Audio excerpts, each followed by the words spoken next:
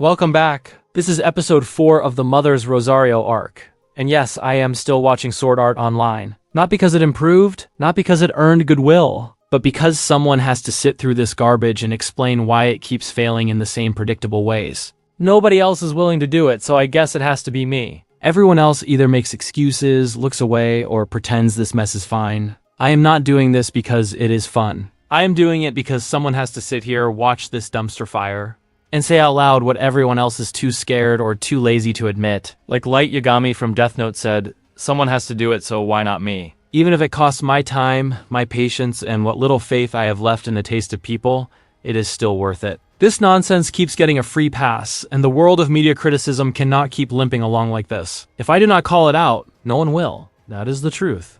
There is no hero coming. There is no smarter voice stepping in. There's just me, still watching, still annoyed, and still willing to tear this thing apart piece by piece. The sad part is that we are not even halfway through this train wreck. 3 episodes down, and now we are on episode 4. It just proves we have barely scratched the surface of this disaster. This is not the bottom. This is not even close. This is just the warm-up before things get even worse. The pacing is still broken, the writing is still lazy, and the show is still wasting time like it has an unlimited supply of it. If this is what the early stretch looks like, then the rest of this arc is not going to be a struggle. It is going to be a long, painful endurance test. But I have to keep going. I cannot just quit now. Stopping would mean letting this thing win, and I am not doing that. Giving up at this point would be like Heracles walking away from his 5th labor and deciding the rest were not worth the trouble. I am already knee-deep in the filth. I might as well finish the job. This arc is not going to survive on its own merits, so it is going to survive on my stubborn refusal to stop watching it. I have to keep ripping Sword Art Online apart. There is no point in stopping now. Everything the fans hold sacred needs to be dragged into the light and torn down. I will destroy everything the fans hold dear. They need to grow up and stop hiding from reality. This show is not a flawless masterpiece that everyone secretly agrees is amazing. That story is a lie they keep telling themselves. It is not even close to great. It is sloppy, shallow, and held together by excuses and blind loyalty. It is time to call it what it is. A fraud wrapped in hype. A mess protected by worship. The holes in this so-called holy work are everywhere, and I am done pretending they are not. I am not going easy on this. I am not here to be kind, gentle, or charitable. This show has had more than enough patience, excuses, and free passes. It does not deserve soft criticism or polite phrasing. It deserves to be examined without mercy and judged on what it actually is, not what fans wish it were. If that makes people uncomfortable, that is their problem. I am done cushioning the truth. The fact that this is supposed to be the best arc of Sword Art Online only makes me want to bash it even harder. This is the high point, apparently. This is what fans point to as proof that the show is great. And if this is the peak, then that says everything about how low the bar really is. When your strongest material is still sloppy, dull, and full of obvious problems, all you have done is make the rest of the series look even worse by comparison. Calling this the best does not protect it. It just paints a bigger target on it. If this arc is the gold standard for Sword Art Online fans, then that is honestly laughable. This is what they hold up as the best of the best. This is the example they use to shut down criticism. And it is still a mess. Slow, sloppy, and full of problems that should never exist in something people call great. If this is the standard, then the standard is a joke. It does not prove the show is good. It proves how low expectations have sunk. There is literally nothing good about this show. Not a single redeeming quality. Not one scene, one line, one character, or one plot point that does not somehow manage to disappoint. You are more likely to stumble across the Holy Grail or the Fountain of Youth than find anything worthwhile in this series. It is a complete wasteland of ideas, a showcase of laziness, and a monument to mediocrity. If this is what passes for entertainment, then the standards of taste are in far worse shape than I thought. It is absolutely baffling why the author thought this was a story worth telling. There's literally nothing of merit here. It is not entertaining, it does not inspire, it does not teach anything important, and it does not thrill or excite anyone. It is a complete nothing burger. Watching this show is like going to a 5-star gourmet buffet and somehow only eating the stale bread they left out on a corner plate. Why would you do that when there are countless better options out there? There's no justification, no excuse, no hidden genius. It is a waste of time, energy, and patience. Every single second of it. It is not even a matter of opinion. This show is objectively bad. You can debate taste, you can debate style, but there is no arguing with the facts here. The writing is sloppy, the pacing is awful, the characters are flat, and the plot makes no sense. Calling it good is like calling a broken chair comfortable. This is not subjective. This is not up for debate. This is a failure in every measurable way. Were expectations really that low back then? I guess they must have been, because this arc aired the same year Transformers. Age of Extinction somehow became the highest grossing movie of the year, and that says a lot about society. People were apparently willing to celebrate garbage as long as it was flashy, loud, or hyped enough. Standards were so low that trash could be mistaken for brilliance. And apparently, they still have not gotten much better. I feel like I am in some kind of Emperor's New Clothes situation. Maybe everyone else secretly knows this arc is terrible, but they are too afraid to admit it, too scared to voice the truth, or too busy pretending it is good. Not me, I do not play that game. I will say what needs to be said. I am not afraid. I am not pretending. I am not going to sit quietly while mediocrity parades around like it is genius. Someone has to call it out, and that someone is me. The first 20 seconds of this episode is just reused footage from the end of the previous episode. I guess the animators were too lazy to create something new. It is a cheap shortcut that wastes time and highlights the lack of effort in the production. Instead of starting the episode fresh or building momentum, the show pads the runtime with recycled material, which is boring, unimaginative, and insulting to anyone paying attention. One of the players from the other guild doubts that Kirito can take them all down solo. But this is the dude who has literally soloed floor bosses on his own back in Sword Art Online. Why did the show feel the need to include this line of dialogue as if it is some big mystery whether Kirito can win or not? We already know he will win. Everyone watching knows he will win. The scene is pointless, patronizing to the audience, and only exists to create fake suspense in a story that has zero stakes. It is lazy, predictable, and completely undermines any tension the battle could have had. The mages from the other guild all attack Kirito at the same time, and, of course, surprise, surprise, he does not get hit once. He parries every single attack like it is nothing. This is so dumb it hurts. If you create a character who is god tier at everything, there are no stakes, no tension, no suspense. Every fight is already decided the second it starts. Everyone over the age of 3 knows that Kirito cannot lose, so why bother watching? Making your protagonist invincible does not make them cool. It makes the story lazy, predictable, and completely unenjoyable. And how is Kirito even able to parry all of those attacks? He is just swinging a sword and somehow destroying every single magical assault coming at him. It makes zero sense. By every reasonable rule, mages should have a clear advantage over melee fighters at range. And yet somehow Kirito just effortlessly dominates. It is not clever. It is not dramatic. It is pure nonsense designed to make him look cool while breaking the logic of the entire fight. The story pretends this is believable, but anyone with even a shred of common sense can see it is lazy, ridiculous, and completely unearned. It is hilarious how even the other characters in the show cannot believe what they are seeing. They act like it is impossible for Kirito to do what he just did. Apparently, they had no idea that was a mechanic in the game. Oh my gods. The writer has to constantly glorify Kirito in every scene. It is like the other characters exist solely to prop him up, endlessly narrating how amazing, incredible, and unbeatable he is. Their only purpose in the story is to remind the audience how special Kirito is, because apparently the story cannot stand on its own without constantly praising him. It is lazy, predictable, and insulting to the audience, turning every interaction into a pointless Kirito fan club meeting. Why is it that Kirito is constantly able to do things that nobody else has thought of?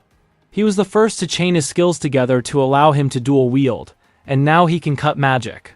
It just makes everyone else look incompetent so Kirito can shine in comparison. The story bends logic and game mechanics to glorify him at every turn, turning the world into a stage for his overpowered feats. It is lazy, unrealistic, and frustrating, as it removes any sense of challenge, fairness, or credibility from the battles. Cutting magic with a sword does not even make sense. Magic attacks should not be some tangible object that you can slice in half. This is not clever or creative. It is just nonsense forced into the story so Kirito can look impressive. The writers ignore basic logic and consistency in the game world, turning the mechanics into whatever is convenient for the plot. It is ridiculous, frustrating, and makes the battles feel completely unearned. Kirito has the audacity to claim that cutting all the magic spells was easy, thanks to his experience cutting bullets in Gun Gale Online. That makes the whole thing even worse. Not only did he accomplish an impossible task, but he casually dismisses it like it was a stroll in the park. There is literally nothing Kirito cannot do. He is a walking deus ex machina, one-man army, and the ultimate Gary Stu. If you want a textbook example of a perfect, unearned protagonist who breaks the rules of logic just to look cool, look no further. Here he is, doing everything, beating everyone, and making the audience roll their eyes in frustration. This is not cool. It is not exciting. Everyone over the age of 3 is rolling their eyes at how absurdly overpowered and dumb Kirito is. There's no tension, no suspense, no thrill. Just one character steamrolling everyone else while the story pretends it is impressive. The only people who genuinely enjoy this are the delusional fans who refuse to see how badly the show breaks its own rules. For anyone with a functioning sense of logic, it is painfully obvious how lazy, predictable, and frustrating this all is. Even Superman has a well-known weakness: kryptonite. Even Achilles had a well-known weakness: his heel. Kirito does not have a single weakness. He steamrolls every challenge, dodges every danger, cuts through every spell, and somehow always comes out on top. If he were any more invincible, he would break the concept of tension entirely, because there is literally no way he can lose ever. Unless he let the opponent win, which is just as absurd and ridiculous. Usually, overpowered characters like this would be satire like Saitama from One Punch Man, where the absurdity of their power is part of the joke. But no, in this show, it is being completely serious. Kirito steamrolls every challenge, dodges every threat, and the story treats it as if this is impressive instead of painfully lazy. There is no humor, no clever commentary. Just endless, overpowered nonsense pretending to be exciting. Kirito is not even a tank. He is a DPS. He should not be able to cut spells or nullify attacks. He should not be able to do everything. The story ignores basic class roles and game mechanics just to make him look unstoppable. It is lazy, unbalanced, and completely removes any tension from combat. Watching him dominate everything effortlessly is not impressive. It is frustrating, unrealistic, and makes the entire game world feel broken. And a lot of other Alfheim Online players probably played Gun Gale Online as well, so how come they cannot do what Kirito did? It makes no sense. If these players have the same experience and knowledge, they should be capable of similar feats. The story ignores logic and consistency just to make Kirito look exceptional, turning the world into a playground where only he can succeed. It is lazy, unrealistic, and completely undermines any sense of fairness or credibility in the game world. Kirito whips out the Excalibur sword that he got from the previous arc. And of course, the show acts like that makes perfect sense. Except it does not. As I pointed out in the video for that arc, the sword does not belong here. Excalibur is straight out of Arthurian legend, and Alfheim Online is supposedly based on Norse mythology. Those are completely different mythologies. Mixing them like this is sloppy, lazy world building, and it shows that the writers have zero respect for consistency or logic. It is not clever. It is not cool. It is just another example of the story bending everything to make Kirito look special, even if it makes no sense at all. There are plenty of awesome swords from Norse mythology the writer could have included instead of Excalibur. Swords that actually fit the setting, the lore, and the story, but apparently doing even basic research was too much effort. The writer could not be bothered. Instead, we get a random Arthurian relic shoved in because Kirito needs another cool moment. It is lazy, disrespectful to the source material. And yet another example of the story bending everything to prop up Kirito, instead of creating a coherent, believable world. It is obvious the author does not care one bit about mythological accuracy. He just throws in whatever he thinks sounds cool without caring if it actually fits the story or makes any sense. It is lazy and sloppy world building. This is the narrative equivalent of making a movie about the Odyssey, and then adding spaceships and laser guns. It completely destroys immersion, shows a total disregard for consistency, and proves that the story exists only to showcase flashy ideas or Kirito being overpowered, not to create a believable or coherent world. Imagine if instead of Excalibur, Kirito used a legendary sword from Norse mythology, like Tyrfing or Graham, a weapon that actually fits the world and its lore, something with history, danger, and rules that make sense. It would make the battles feel grounded in the world instead of arbitrary and random. The fights would have real stakes because the sword would come with limitations, risks, or a reputation that players and viewers could understand. Instead, the story lazily throws in Excalibur, completely ignoring the setting, just so Kirito can look flashy and special. It is a careless choice that highlights how little the writers care about consistency, mythology, or thoughtful design. And why did Kirito not use Excalibur from the start? Why wait until now? It makes the story even worse because it shows that Kirito did not even need an overpowered weapon in the first place. He can already defeat the other guild entirely on his own. The sword does not add tension, drama, or strategy. It is completely unnecessary and only exists to make Kirito look cooler, which is already painfully obvious. This is lazy writing at its finest, bending the story to glorify one character instead of creating a coherent or challenging conflict. Also, why is Kirito using Excalibur as his offhand weapon? He should be using it as a main hand weapon if it is supposed to be this legendary overpowered sword. Using it in the offhand makes no sense and only highlights how careless the writing is. It is another example of the story bending rules and logic to make Kirito look impressive without actually thinking through the mechanics or the consistency of the world. This is not clever. It is sloppy and lazy, and it undermines any illusion of strategy or reason in the fight. It is also funny how none of the other players react to seeing Excalibur. It is supposed to be the best weapon in the game, and yet nobody even notices it. Not a single player is like, oh, that is Excalibur, that is insanely powerful. The show completely ignores logic and player behavior just to make Kirito look impressive without any believable recognition or consequence.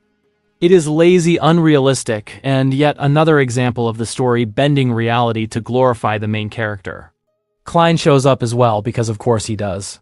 He is late because he apparently took a wrong turn, which is supposed to be funny or charming, but it is not. It is sad how the writer constantly has to make Klein incompetent. He cannot be useful, he cannot contribute meaningfully, and he exists only to make Kirito look better by comparison. Every appearance of Klein is a reminder of how lazy and careless the writing is, and how the story cannot create tension or stakes without undermining its supporting characters. Klein played Sword Art Online. He was one of the top players. How does he take a wrong turn in this dungeon? He should know how to navigate it by now. This is not just a small mistake. It makes Klein look completely incompetent and useless.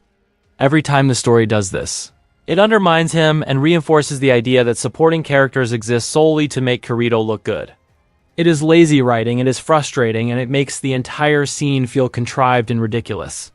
This is like failing a math test that you already aced. The writer has to constantly make Klein look like a bumbling idiot. It is ridiculous and frustrating because he is supposed to be a competent player with experience. Yet, the story keeps undermining him just to make Kirito look better. It is lazy writing, insulting the intelligence of the character, and makes the entire world feel absurdly unbalanced and unrealistic. Also, why not include Agale? The show constantly leaves him out. He was not included in the previous arc, and now he is absent here as well. He is the only black person in the main cast, and the show treats him like he does not even exist. It is lazy, inconsistent, and shows a complete lack of respect for diversity or meaningful character inclusion. Leaving him out adds nothing to the story while making the world feel smaller and less believable. Asuna has an internal monologue thanking the other characters and declaring her love for Kirito. It is so cheesy and sappy it is painful to listen to. It does not add tension, drama, or depth. It is just melodrama for the sake of melodrama, designed to remind the audience how perfect Kirito is and how devoted everyone is to him. It is lazy, predictable, and makes the scene feel completely unearned.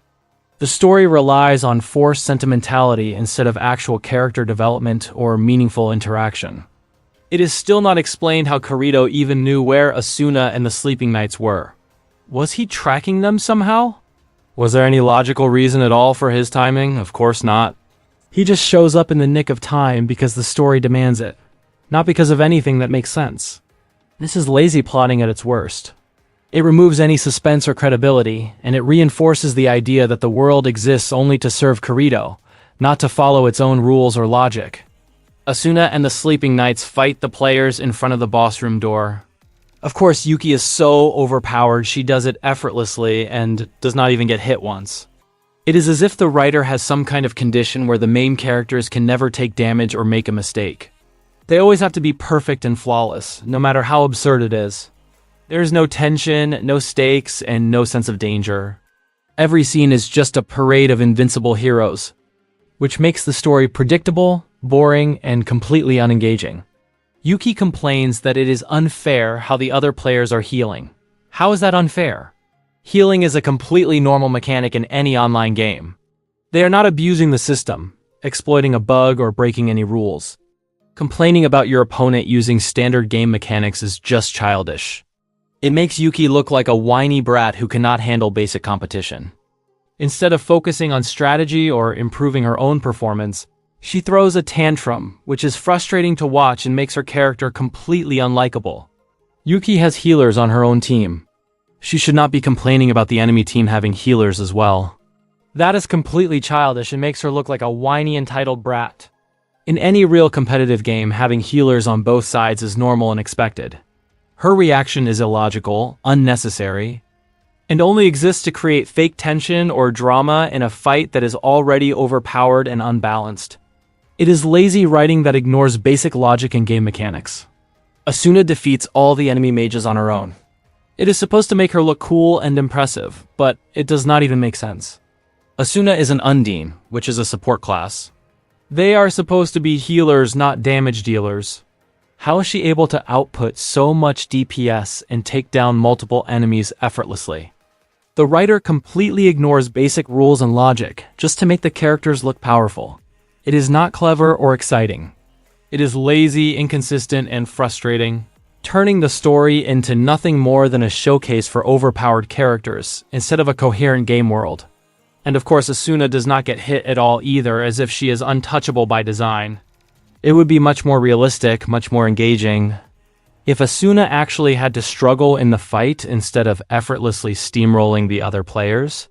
That is how tension is created, how battles feel meaningful. Instead, the story removes all danger and challenge, leaving nothing but a hollow display of overpowered characters and lazy writing. The other players recognize Asuna as the Berserk healer. So the show even acknowledges that she is supposed to be a support class, a healer, and yet it has her dealing massive DPS instead. That makes no sense at all. The rules of the game are being ignored purely to make her look powerful. It is inconsistent, lazy, and frustrating, and it completely undermines any credibility the story might have had. Instead of respecting the mechanics it set up, the show bends them at will for cheap spectacle. A healer should not be able to do so much damage on her own. If that were the case, the character would be insanely overpowered and completely broken. The game design would be absurdly unbalanced. It would be like playing as Mercy in Overwatch and somehow doing more DPS than the actual DPS characters. That is not possible. It is ridiculous, illogical, and shows that the story has zero respect for the mechanics it claims to be based on. This is not clever or exciting. It is lazy writing, bending rules just to make characters look stronger than they should be. It is obvious the writer has no experience with real games. He does not understand balance, mechanics, or what makes gameplay fun. He just writes whatever he thinks sounds cool in the moment without thinking about logic, fairness, or consistency. The result is a story that is full of broken systems, overpowered characters, and plot conveniences that make no sense. It is lazy, amateurish, and completely disrespectful to anyone who actually plays games. If this were a real game, the other players would be screaming, complaining, and raging about how broken and unbalanced everything is.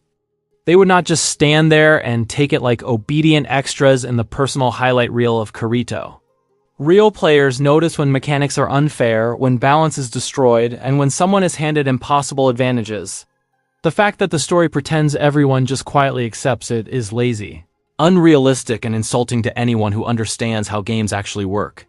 And how did Asuna even move so fast? Fast reaction time is supposed to be the entire gimmick of Kirito, his one defining edge. Now the writer is handing Asuna superpowers out of nowhere that she did not earn, just so she can keep up and look impressive. It makes no sense, it breaks the rules of the game world, and it completely undermines any tension or stakes. Instead of creating a believable challenge, the story just gives characters whatever abilities are convenient for the plot, which is lazy, inconsistent, and frustrating to watch. Asuna and the Sleeping Knights managed to defeat the other guild members standing outside the door. It was 7 against 20, and they won without a single player on their team dying. That is completely unrealistic. In any real game, even a small mistake would cost someone a life, let alone take on nearly 3 times as many opponents and come out unscathed. The scene is pure fantasy, designed only to make the main characters look unstoppable. It removes all tension, all stakes, and all sense of credibility, turning the battle into a hollow display of overpowered heroes instead of a believable fight. Asuna and the Sleeping Knights enter the boss room again. The fact that players do not actually die in real life when they die in the game completely destroys any sense of tension. They can try over and over again without consequences, so there is no real danger, no suspense, and no urgency. Every fight feels meaningless because failure has no stakes. Instead of creating excitement or challenge, the story relies on repetition and invincibility, which makes the battles boring, predictable, and completely unengaging. Asuna takes one last look behind before the doors close and Kirito gives her the peace sign. How does he even have time to do this? Kirito is supposed to be busy fighting an entire other guild, and yet he pauses in the middle of combat just to flash a peace sign. That is not heroic or cool. That is proof that he is so insanely overpowered he can casually multitask through impossible fights without breaking a sweat. It removes any sense of danger, any tension, and makes the story a ridiculous showcase for a character who can do everything perfectly at all times. It is also funny how out of all the hand gestures he could have chosen, Kirito decides to give the peace sign while he is literally in the middle of combat. That is not peaceful at all. It is absurd, ridiculous, and just another way the story tries to make him look stylish and effortless while ignoring logic. Nothing about the scene makes sense, and it only highlights how overpowered and untouchable Kirito is. It is not clever. It is just lazy fan service disguised as coolness. How is anyone in this game supposed to stand a chance against Kirito? He is the best player, has the highest stats, can do things nobody else has even thought of, and wields the best items. That is completely unrealistic. No game, no matter how well designed, would allow one player to be this overpowered while everyone else remains average. It destroys any sense of challenge, fairness, or strategy and makes every encounter predictable and boring. Watching him dominate like this is frustrating because the world around him has no rules, no consequences, and no balance. Yuki feels guilty that Asuna and her friends are doing so much work for nothing in return, and she is right. In a normal game, no player would voluntarily risk themselves and expend effort without receiving something in return. Players do not act purely out of the goodness of their hearts. That is an idealized fantasy world that does not exist in reality. The story pretends that everyone is selfless and heroic at all times, which makes the characters unrealistic and the world feel hollow. It removes tension, challenge, and any sense of consequence, leaving only a manufactured sense of virtue that is frustrating to watch. Asuna replies that Yuki taught her that sometimes you have to fight to get your point across. That is a terrible lesson to teach. The show is basically saying that resorting to violence is acceptable or even admirable, which it is not. It is lazy moralizing disguised as character growth. Instead of showing critical thinking, diplomacy, or strategy, the story glorifies aggression as the default solution. It is reckless, irresponsible, and makes the characters in the world feel shallow and poorly thought out. Asuna wants to learn more about Yuki after this battle. She wants to find out what other games she has played and what other adventures she has been on. Oh my god, this dialogue is trying way too hard to be dramatic and emotional. In real life, nobody would care that much about a random player they literally just met the day before. The conversation is unrealistic, forced, and only exists to create a manufactured sense of connection and sentimentality. It is melodrama at its worst, making the characters feel shallow and the story painfully artificial. The boss battle makes no sense. The tank is not even tanking, and the other players are just attacking at random like headless chickens. There is no strategy, no coordination, and no thought behind any of it. It is just chaos pretending to be a fight. A proper encounter would require teamwork, planning, and tactics. But the story ignores all of that so it can showcase overpowered characters steamrolling through the battle. It is lazy, unrealistic, and completely undermines any tension or excitement the fight could have had. The boss room also looks identical to the Gleam Eyes boss room back in Sword Art Online. The animators are apparently too lazy to create a new setting. Instead of giving the fight a fresh, memorable environment, the show recycles old visuals, which makes the scene feel recycled, uninspired, and boring. It is another example of lazy production that sacrifices creativity and immersion just to save effort. The boss does not even have an actual name. It is so boring, so generic, that the author could not be bothered to come up with even the tiniest bit of creativity. It is literally big thing that exists, a faceless, soulless obstacle thrown in just to fill time. No personality, no stakes, no reason to care.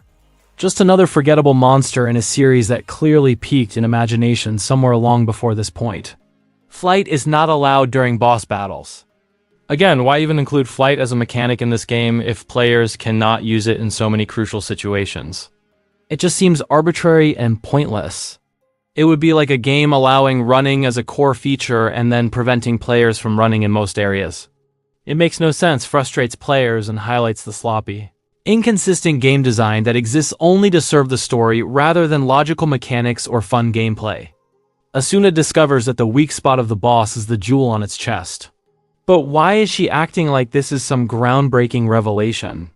These are the same bosses from back in Sword Art Online, so Asuna should already know about these mechanics.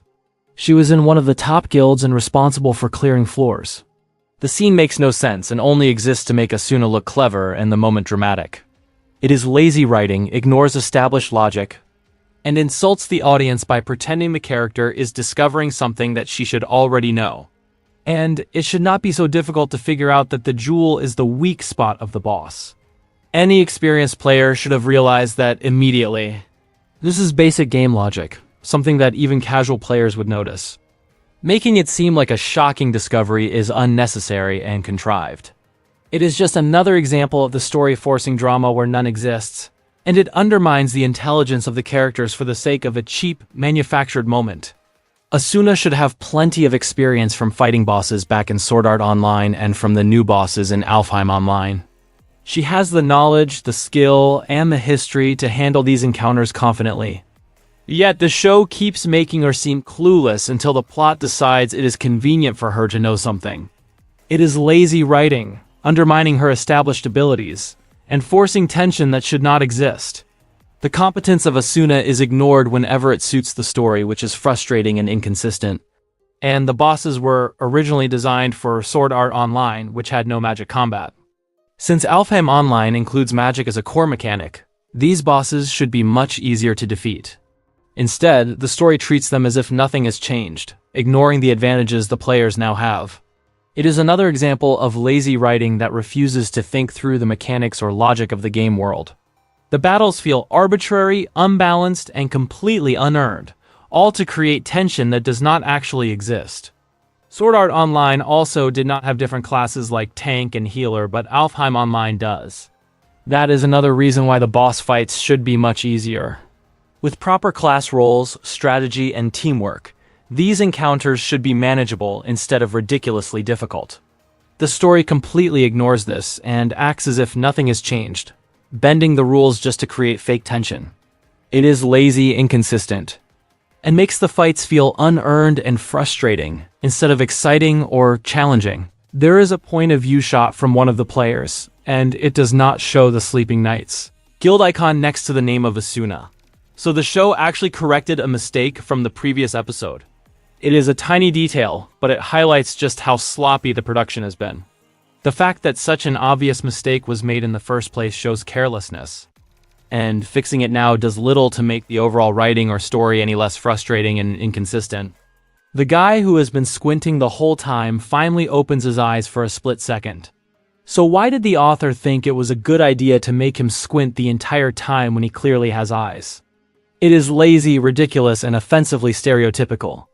Making a character act this way is baffling and tone-deaf. Especially considering the author is Asian, it is unnecessary, insensitive, and just another example of sloppy, careless character design that adds nothing to the story while alienating viewers. Yuki jumps onto the player to attack the jewel on the chest of the boss, but why not just use magic? If this game has magic combat, then the players should be using it. Asuna and the other girl in the party are mages, yet the story ignores their abilities completely. It is another example of lazy writing, forcing characters to act in inefficient and illogical ways just to create tension or make the action look cool. The mechanics of the game exist only when the plot needs them and are conveniently ignored whenever it suits the story. Yuki destroys the jewel and the boss is defeated. That is a pretty lame mechanic. It reduces the entire fight to a single weak point and eliminates any real strategy, skill, or challenge. Instead of a tense, engaging battle, it becomes a simple exercise in hitting the right spot. It is lazy, uncreative design, and it makes the player's supposed abilities and planning irrelevant. The scene exists only to make the victory look dramatic, not to create a meaningful or satisfying encounter. So the entire boss fight could have been skipped if the jewel was destroyed. That is lazy game design. It is like giving players a puzzle that has only one obvious solution and calling it a challenge. There is no strategy, no tension, and no real skill involved. The fight exists only to fill time and make the characters look heroic, not to provide a meaningful or engaging experience. It is arbitrary, unbalanced, and completely undermines the idea of a challenging boss encounter. It would have been way better if this weak spot was a decoy or had some unexpected effect when broken. That would have actually created a surprise and made the fight feel tense and engaging. Instead, the show gives an obvious weak point that anyone could hit, removing all challenge and suspense. It is lazy, predictable, and makes the battle feel completely unearned, turning what could have been a thrilling encounter into a boring, formulaic exercise. Maybe destroying the jewel could have unlocked the next phase of the boss fight or triggered a new mechanic. That would have at least made the weak spot meaningful and added strategy or tension to the battle. Instead, the show gives a weak point that instantly ends the fight, removing any challenge or suspense. It is lazy, uncreative, and shows that the writers have no interest in designing actual engaging encounters. They only care about rushing the story along. The bosses in this game should be far more difficult to beat since there is no real threat of death. If players fail, they can respawn and try again endlessly, so there is literally no reason for them to be so easy. And yet somehow they are easier than the bosses back in Sword Art Online. That is pure regression. Instead of using the opportunity to create challenging, strategic fights, the show opts for lazy, brainless encounters that make the characters look overpowered and the game feel meaningless. The stakes and tension should be increasing, not devolving. It would be like a horror movie where the first jump scare is terrifying, and every subsequent scare is just a kitten sneezing. Supposedly scary, but completely meaningless. In this show, instead of raising the intensity, every episode manages to make the threats feel dumber, weaker, and more predictable, stripping away any suspense the audience might have had. And what does this weak spot even have to do with the lore? Why does a four-armed, two-headed giant even have a jewel on its chest to begin with? Nothing about this is thought out. It does not connect to Norse mythology, the world building, or any logical design for the boss. It is just a convenient target so the characters can win without effort. The story ignores consistency and sense entirely, prioritizing flashy spectacle over coherent mechanics or believable mythology. Furthermore, not a single player died from the boss fight. Once again, the show wants to make it seem like the boss fights are difficult, and yet everyone comes out completely unscathed. If the story wanted to create actual tension or stakes, it should have killed off some players or at least shown serious consequences for failure. Instead, it protects every character, making every fight predictable, meaningless, and completely devoid of suspense. The battles exist only to showcase overpowered heroes, not to feel like real challenges. In the previous arc, nobody died during the dungeon or the boss fight, and now nobody dies here either. That is completely unrealistic. In a real game with difficult boss fights, dying would be normal, even expected. The fact that every character survives every encounter removes all tension and stakes, making the fights meaningless. The story pretends there is danger, but it protects every character for the sake of fan service and cheap spectacle. It is lazy, predictable, and insulting to anyone who understands how games or challenging encounters actually work. The show does not even have the guts to kill off nameless background characters in a game where they would literally just respawn. That is how terrified it is of stakes. When even fake deaths are off limits, any sense of danger completely evaporates. In the previous episode, we were told that players would need 49 in total to beat the floor bosses, and yet all they had to do was destroy the jewel. Why would these boss fights require 49 people when one is enough? The show completely undermines its own rules and builds false stakes just to make the battle seem epic. It is lazy, inconsistent, and makes the entire system of the game feel arbitrary and meaningless. Imagine how much more thrilling this would have been if almost everyone had died and it truly came down to the wire. Real losses, real consequences, real tension. Instead, the show takes the safest, blandest route possible, avoids any meaningful risk, and then expects the audience to clap like trained seals. No, that is not excitement, that is cowardly storytelling. The characters feel tired after the boss fight. That is another reason why this is bad game design. Who would want to play a game only to feel exhausted every time they finish a battle? Games are supposed to be challenging but fun, not physically draining for the sake of drama. Adding fatigue as a mechanic does not create tension or strategy. It just punishes the players and makes the world feel unnecessarily frustrating and unrealistic. The other guild members enter the room and are furious that the boss has already been defeated. This is yet another reason why instance bosses would be far better. Players would not have to fight over each other just for a chance to beat the boss.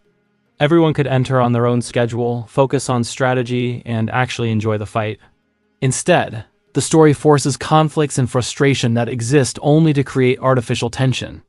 It is lazy design, unrealistic, and makes the world feel like it exists solely to inconvenience characters instead of following logical game mechanics. The other guild members are right to feel angry. That is exactly how a normal player would react if this were a real game.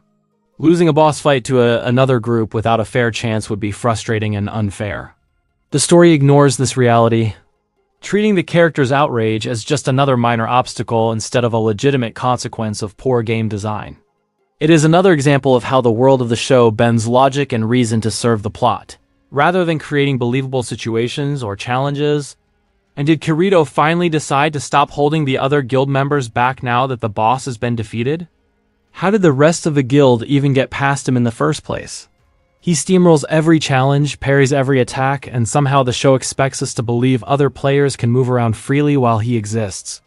It makes absolutely no sense and just highlights how ridiculously overpowered he is compared to everyone else. The Sleeping Knights want to celebrate their victory, and Asuna offers to host the party at her home. So once again, the show is recycling a location. It would have been much better if they had chosen a new setting to add some variety and make the scene feel fresh. Instead, the story takes the easy route, reusing old environments to save effort, which makes the celebration feel lazy, uninspired, and predictable. And why do they even need to celebrate such a meaningless and hollow victory? They defeated a boss, something that is completely normal in any online game. They did not accomplish something miraculous or out of this world. It would be the equivalent of throwing a party for someone who managed to tie their shoes correctly or opened a door without hitting their head. Absolutely nothing to celebrate. And yet the show acts like this is some epic achievement. Maybe if this were the final boss, a celebration would make sense. But this is the Floor 27 boss. They are not even halfway through the game. Throwing a party now is like celebrating finishing a single level in Candy Crush and acting like you conquered the world. It is premature, pointless, and just another example of how the show desperately tries to make every minor moment feel epic when it is not. The next floor boss is up for grabs for anyone to defeat. So how about instead of wasting time throwing a pointless party, the players focus on actually beating the next boss? But no, Sword Art Online apparently thinks partying is more important than strategy, preparation, or even basic common sense. Nothing says epic adventure like pausing progress to celebrate something that literally every player could have done. The snowman that Silica made in the first episode is still there. Why did they feel the need to show this completely irrelevant detail? It adds nothing to the story, the characters, or the world. It is just filler, padding the scene with meaningless visuals while pretending to add depth or continuity. This is lazy storytelling, drawing attention to trivial nonsense instead of focusing on plot, character development, or actual meaningful world building. Yuki says that the place is so cool. How about instead of telling the audience this, the show actually shows that it is cool? Saying it does not automatically make it true. A little visual storytelling, a few clever shots or details, would have done far more to convey the atmosphere and excitement. But, of course, that requires actual effort, so the easy route is to just have a character announce it. It is lazy, uncreative, and insulting to the audience, turning immersion into exposition. The house looks incredibly boring and bland. It is not cool, it is not cozy, and it is definitely not charming. No matter how hard the show wants us to believe it is. This is the most generic fantasy house imaginable. Wooden walls, basic furniture, zero personality. There is no creativity, no sense of character, and no visual identity. It feels like a default asset pulled straight from a game engine. Not a place anyone would actually care about or feel attached to. The food in this show does not look appetizing at all. In fact, it looks downright disgusting. The show cannot even get the basics right. In anime, food is supposed to make your mouth water, to feel appealing and immersive. Here, it does the opposite, making you want to look away. It is sloppy, careless, and completely fails at something so simple that even a novice could execute it better. This is a tiny detail, but it highlights the lack of care and effort in the production. Someone left a note congratulating Asuna and the others on their victory. I assume it was Kirito, but why did he feel the need to leave a physical note behind? He can simply send a private message to Asuna. This is unnecessary, awkward, and overly sentimental for no reason. It is another example of the show forcing cute or dramatic gestures instead of letting characters act logically or naturally. The scene wastes time and adds nothing meaningful to the story. Why do physical notes even exist in a game where you can send private messages? It makes no sense and feels completely unnecessary. The feature adds nothing to gameplay or the story and exists only to force awkward, contrived interactions. It is lazy world building, ignoring logic and modern game mechanics, and it highlights how the show prioritizes cute or dramatic visuals over sense and consistency. Why did Kirito leave behind fish? That is not exactly the best food to share with others at a party. It is a strange, unappealing choice that makes the scene feel awkward and unrealistic. Instead of showing thoughtfulness or creativity and celebrating, the show goes for something bland and off-putting, which highlights lazy writing and a lack of attention to even minor details that could make the story or characters more believable. If you're going to have a party, at least bring food that people can actually share, like normal humans do. Not just some random snack you hoarded for yourself. And how in the world did Kirito even know that Asuna and the Sleeping Knights would throw a party here? I guess Kirito is some kind of all-knowing superhero because this party was not planned at all. Asuna just dropped this location out of nowhere like it was the most obvious thing in the universe. Did Kirito really just leave a note and a bunch of food lying around like he knew they would show up? Does food in this game not go bad or something? Or is Kirito secretly running a 5-star restaurant for random passersby? And yet another scene of characters sitting and talking while eating or drinking. I have lost count of how many times this has happened in Sword Art Online. It is repetitive, boring, and completely unoriginal. Instead of adding anything meaningful to the story, it just pads time and fills space with the same tired, predictable setup. The show relies on these mundane moments instead of creating actual tension, excitement, or character development, which makes it feel lazy and painfully repetitive. Players can drink alcohol in the game, but a lot of underage people play it. How would that even be legal? In reality, there would be all kinds of restrictions, safeguards, and consequences. The story ignores this completely, pretending it is fine for minors to consume alcohol without any issues. It is careless, unrealistic, and yet another example of the writers prioritizing whatever sounds cool over consistency, logic, or basic plausibility. Yuki says that the worst online game she ever played was one from the United States called Insect Site, because there were bugs everywhere. What did she expect? There is literally the word insect in the name. Complaining about it is ridiculous, and it makes her character look naive and silly. It is a lazy joke that does not land. And it highlights the tendency of the show to force humor or commentary in ways that are obvious and unearned. Even the players in Insect Site had to play as bugs. Who designed this game? Weevil Underwood from UGIO. That is terrible design. Forcing players into ridiculous, limiting roles like this is frustrating, uncreative, and shows zero understanding of what makes a game fun. It is the kind of laughably bad idea that exists only to be silly on paper, not to create an engaging or balanced experience for the players. And how is this conversation even relevant to the plot? Why should the audience care about what game Yuki has previously played? Oh, right, they do not. It is just filler meant to pad the runtime and make the episode feel longer than it actually is. The scene adds nothing to the story, the characters, or the tension. And it is another example of lazy writing that substitutes pointless exposition for meaningful content. The Sleeping Knights were going to give the boss drop to Asuna, which was money, but they spent it on the party instead. Asuna says it is okay. Her reaction makes no sense. She should be annoyed, or at least frustrated, that she is missing out on a reward she is owed. Instead, the show forces her to act overly forgiving and cheerful, which is unrealistic and only exists to create a false sense of camaraderie. It is lazy writing, undermining logical character behavior for the sake of convenience and forced sentimentality. And why does the boss only drop money? The bosses in this game are one of a kind and can only be defeated once. You would think each of them would drop something legendary and powerful, instead of money that you can get from any other trash mob. It is lazy and unimaginative design. The fight is supposed to feel special, rewarding, and memorable, but instead it feels hollow and meaningless. The show completely wastes the opportunity to make the encounter feel epic or significant. Where do players in this game even get good equipment? It is not from boss drops, so do they have to craft everything themselves? That makes no sense and feels like lazy game design.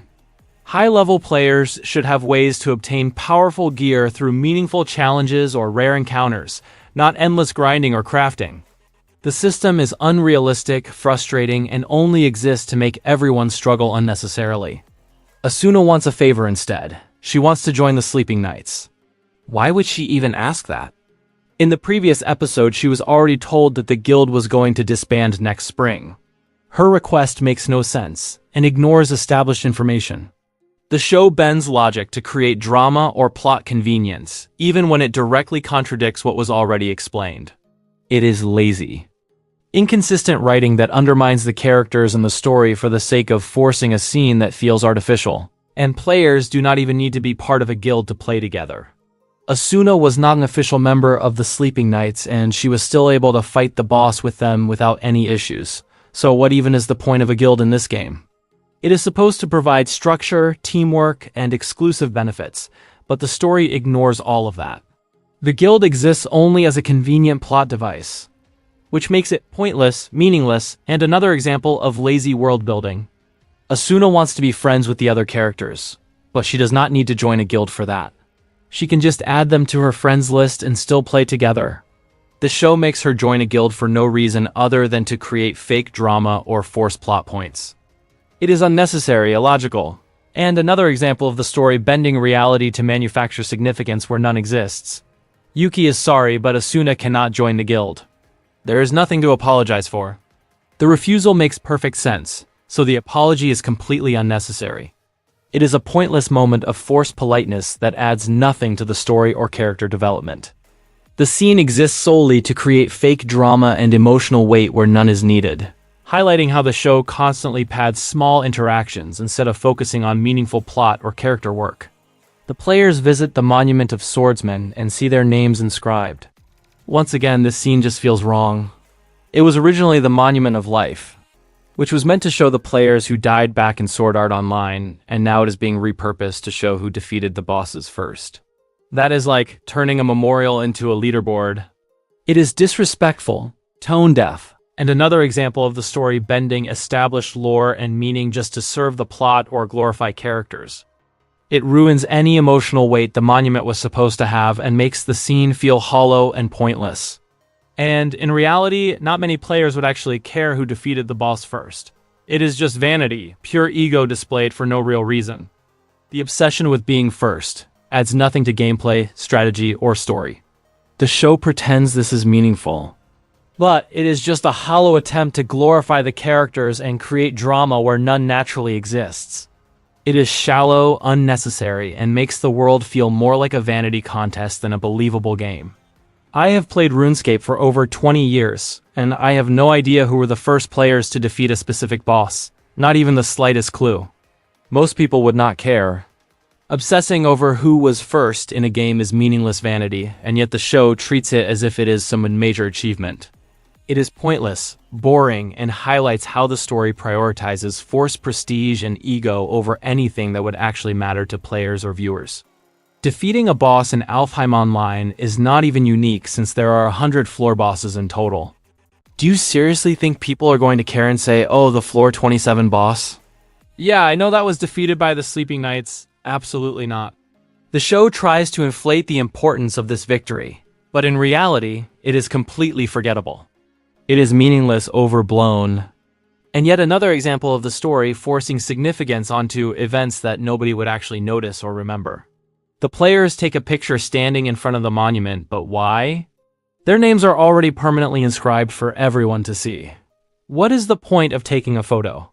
It is a completely unnecessary scene that adds nothing to the story, the characters, or the world. The show is padding runtime with meaningless filler and forcing cute moments that feel contrived and pointless. It is lazy, shallow, and just another example of storytelling that prioritizes spectacle over sense or substance. This is the equivalent of taking a picture when you get level 99 in a skill in RuneScape. Nobody else cares. It is not some monumental achievement, and it is certainly not worth commemorating as if it were special. To everyone outside that tiny group, it is completely meaningless. Who are they even going to show this picture to? I do not look at pictures of random players in games I am playing, and I am sure most people in online games do not either. It feels like they are just trying to get attention for the sake of it. The scene is pointless, shallow, and wastes time that could be spent on actual story or meaningful character development.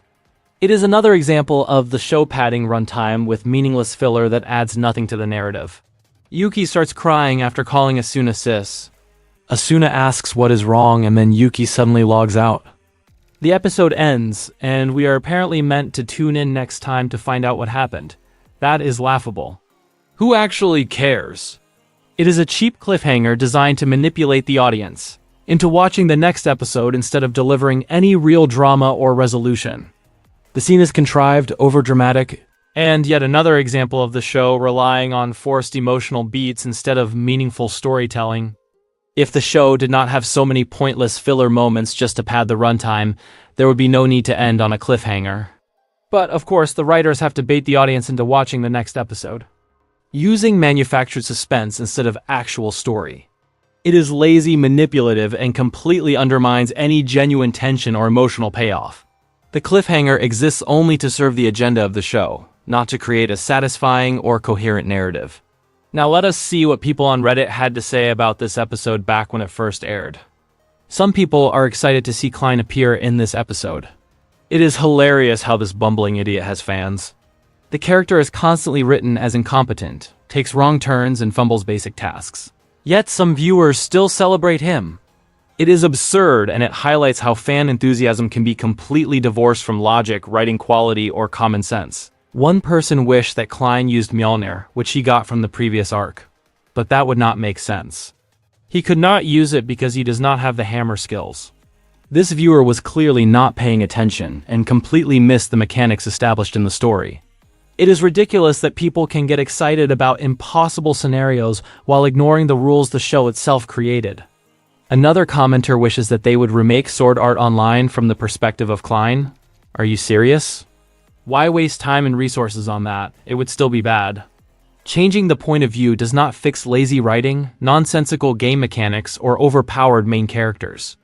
It is a pointless idea that would not improve the story in the slightest, and is just another example of misplaced fan enthusiasm.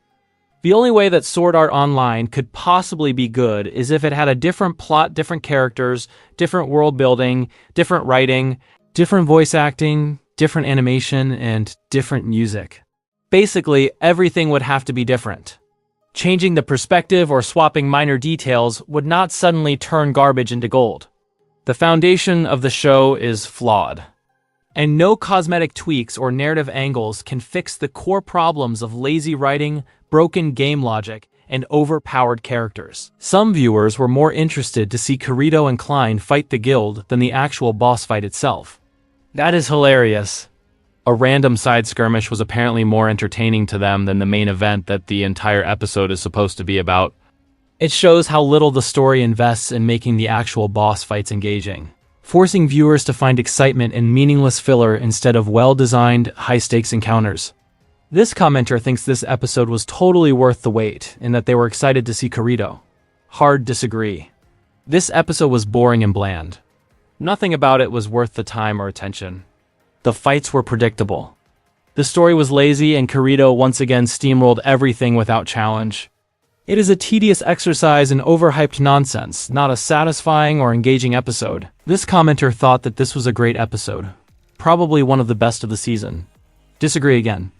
This episode was boring, predictable, and poorly written. How anyone can consider it good, let alone great, is beyond me. The story is lazy, the battles have zero stakes, and the characters act in ways that make no sense. Calling this episode great is completely divorced from logic, sense, or any real standard of quality. This commenter is confused about why the boss fight required 49 people. I already explained that in the video. It should absolutely be much easier to kill and should not require 49 players. The idea that such a fight needs a massive group is absurd when in reality, one skilled player or a small coordinated team could handle it. The show inflates difficulty for no reason, ignores logic, and wastes time making the world feel artificially dangerous.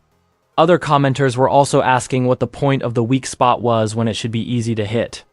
I agree with them. Since there's magic combat in this game, the players could just use spells to target it. Making the weak spot so obvious removes any sense of challenge or strategy. It is lazy design, pointless, and shows that the writers have no interest in creating engaging or intelligent encounters. They only care about pushing the story along. Maybe this would have worked back in Sword Art Online, with only melee combat, since it would have been harder to hit a spot that high.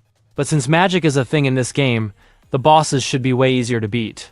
The show ignores this obvious advantage and pretends the fights are challenging when they are not.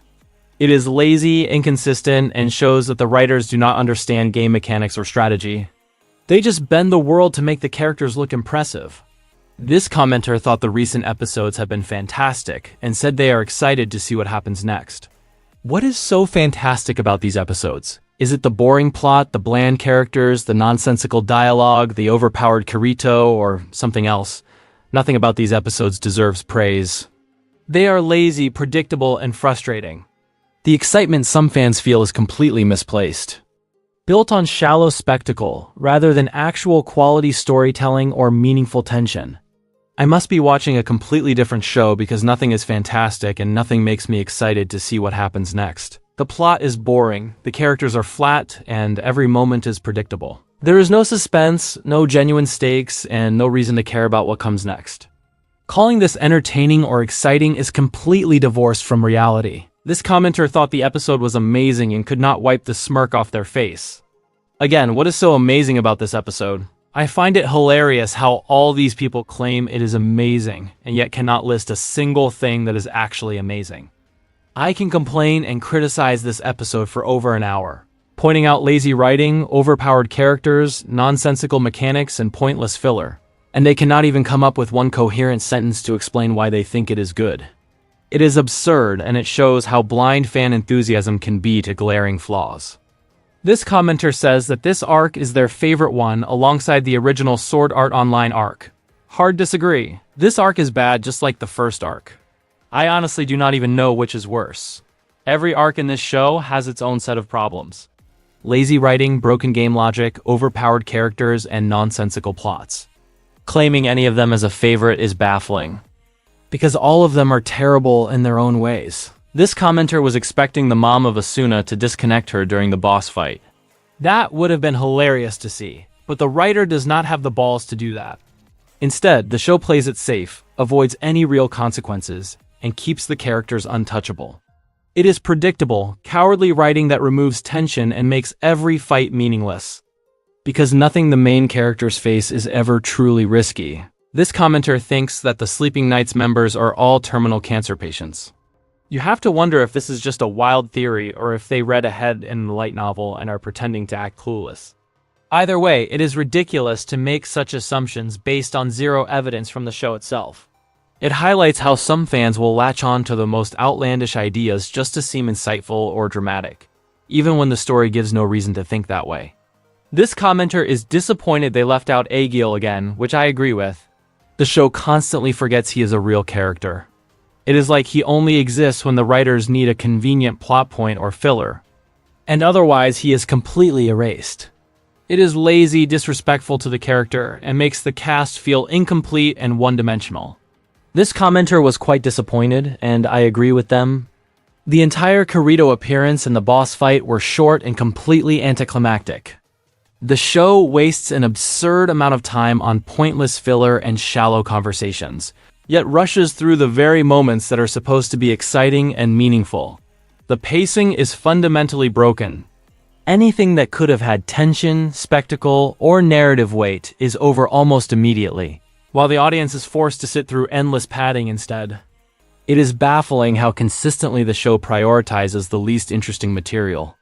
Not that I actually want to see more of this show, but if you are going to insist on including action, at least commit to it instead of half-heartedly rushing through it.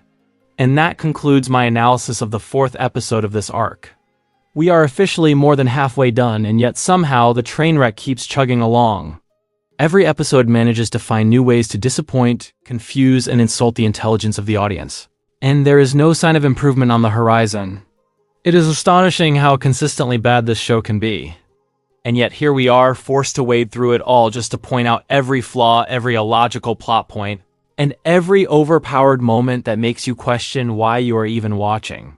The next episode is called The End of the Journey, but sadly, it is not the end of the series. I wish it were. A title like that gives you hope, but no. The show just keeps dragging on, churning out more predictable nonsense, more overpowered Kirito moments, and more filler that somehow manages to feel both painfully slow and utterly meaningless at the same time. The end in the title is clearly aspirational, not literal, and yet they expect us to sit through it with a straight face. I have to keep going. I have to keep ripping this mess apart, piece by painful piece. The Sword Art Online fans need a punishment for defending this nonsense, and apparently, I am that punishment. Every overpowered Kirito moment, every nonsensical plot twist, every lazy excuse for world building, none of it will go unmocked while I am still watching. It is absolutely baffling how people genuinely like this show. There is nothing good, nothing to latch onto, nothing to get excited about, nothing to look forward to, nothing that even remotely justifies the hype. Every scene is either bland, illogical, or painfully predictable. It is as if the show exists solely to frustrate anyone with even a shred of common sense, and yet somehow it has a devoted fan base cheering on every misstep. If someone offered me $1,000 to tell them just one good thing about this show, I honestly would be stumped. I cannot think of a single redeeming quality.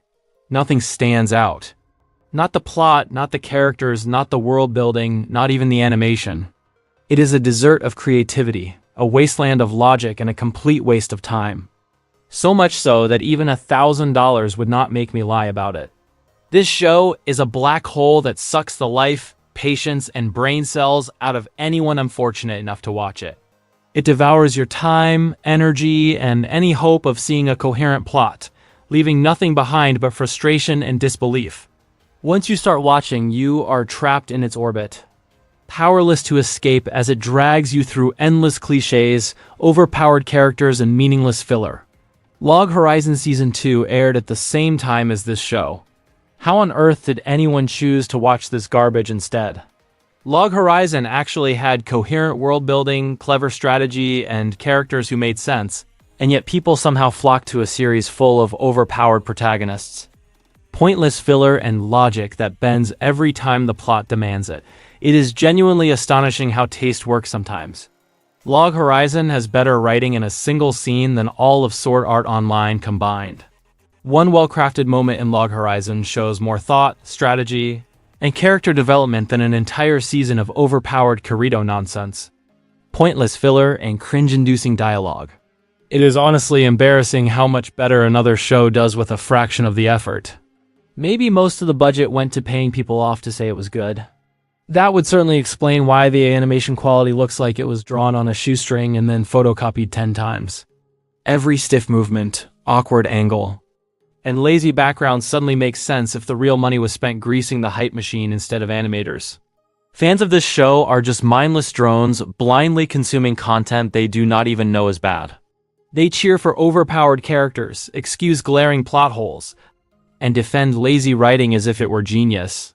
It is baffling, like watching a cult worship a broken toaster because it feels inspiring.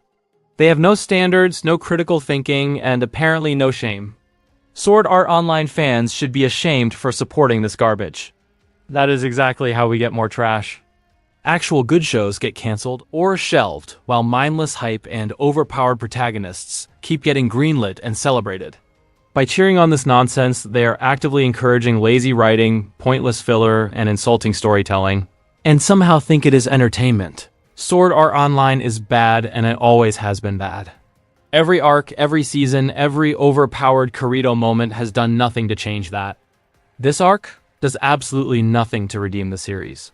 It is more of the same lazy writing, pointless filler, and nonsensical logic that has plagued the show from day one. Nothing new, nothing good. Just more proof that this series peaked long before it got here.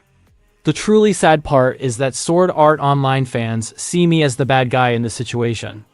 In their minds, I am some kind of villain simply for daring to criticize their favorite show. Apparently, pointing out flaws is a personal attack now. To them, Sword Art Online is not just a series, it is a sacred text. An untouchable masterpiece that exists above logic, writing standards, and basic criticism. Any negative opinion is treated like heresy, and anyone who voices it must clearly be malicious, bitter, or trying to ruin their fun. The idea that someone could genuinely analyze the show and find it poorly written simply does not register.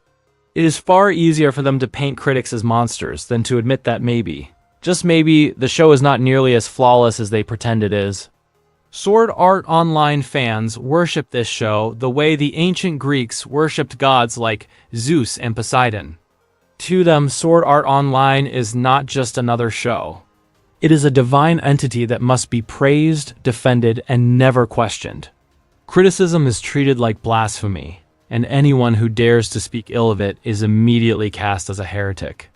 The show is not entertainment to them. It is an identity. It gives their fandom a sense of purpose, and without it, they would have nothing left to rally around. Logic, writing quality, and consistency do not matter in the face of blind devotion. When a series reaches that level of worship, it stops being art and becomes a belief system. And belief systems do not tolerate dissent. The fans really need to grow up and start seeing the world as it actually is. They need to get off their high horse and accept that liking something does not make it good, and criticism is not a personal attack. Enjoyment does not equal quality, and nostalgia does not magically fix bad writing, shallow characters, or broken world building. Defending a show this aggressively only makes it more obvious how fragile their attachment is. At some point, they need to stop treating Sword Art Online like a sacred object and start treating it like what it really is. A flawed piece of media that is more than fair game for criticism. The more the fans rush in to defend this trash, the harder I'm going to bash it. Every overreaction, every blind defense, every refusal to acknowledge even the most obvious flaws only fuels it further. I am not here to coddle bad writing or protect fragile nostalgia. I am here to balance the scales. If they insist on pretending this show is some untouchable masterpiece, then someone has to be the reality check. I am the great equalizer. I am not here to be nice. I am not here to be fair. I am here to rip Sword Art Online apart and expose the flaws in this supposedly legendary series that people keep insisting is brilliant. I am here to strip away the hype, the nostalgia, and the blind praise, and show what is actually underneath. No excuses, no kid gloves. Just relentless criticism of a show that has never earned the worship it receives. It is time for the fans to see the fraud for what it really is. Time to finally acknowledge that this show is not a masterpiece, not untouchable, and not above criticism. Time to strip away the illusions, the blind devotion, and the excuses and stare at the sloppy writing, broken game logic, and overpowered characters for what they truly are. It is time for reality to crash through the fantasy bubble they have built around Sword Art Online. The fans are living in some fantasy world where Sword Art Online is the greatest show ever made. They have delusions of grandeur, worshipping every scene, every line of dialogue, and every overpowered move as if it were divine. That is not the real world. In reality, Sword Art Online is a laughingstock. Its writing is sloppy, its logic is broken, and its characters are glorified cartoons. The only thing impressive about it is how people can pretend it is flawless while ignoring everything that makes it ridiculous. Once again, my analysis of this episode is many times longer than the episode itself. Every plot hole, every illogical moment, every overpowered Kirito stunt has to be unpacked because the episode barely bothers to make sense. I am spending more time explaining why it is bad than the creators spent making it, which is honestly a sad indictment of how little effort went into this garbage. If you enjoyed this video, make sure to like, comment, and subscribe for more unapologetic Sword Art Online hate. We will keep ripping this train wreck apart episode by episode, plot hole by plot hole, an overpowered Kirito moment by overpowered Kirito moment. Join us if you want to witness just how bad this show really is.